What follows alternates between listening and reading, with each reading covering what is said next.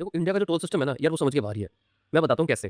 देखो 2014 से पहले जब भी कभी नेशनल हाईवे बनता था तो सरकार उस नेशनल हाईवे की कॉस्ट रिकवर करने के लिए वहाँ पे टोल लगाती थी और वो टोल वहाँ पे तब तक ऑपरेशनल रहता था जब तक उस रोड की कॉस्ट रिकवर ना हो जाए।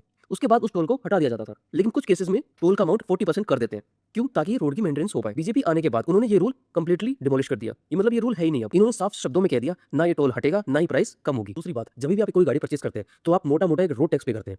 वो रोड टैक्स एक्चुअली है क्या? दरअसल सरकार आपसे रोड बनाने के लिए, उसे मेंटेनेंस करने के लिए आपसे एक अमाउंट लेती है जिसे आप रोड टैक्स के जरिए देते हैं। तो सवाल ये है, अगर सरकार ऑलरेडी आपसे पैसा ले चुकी है तब टोल की वसूली क्यों हो रही है? टोल भी तो आप यही बात बोल के ले रहे हैं कि मुझे रोड की कॉस्ट कवर करनी है। हालांकि सरकार कुछ अच्छे से रूल्स निकालती है टोल प्लाजा के ऊपर जो कि फॉलो होते ही नहीं।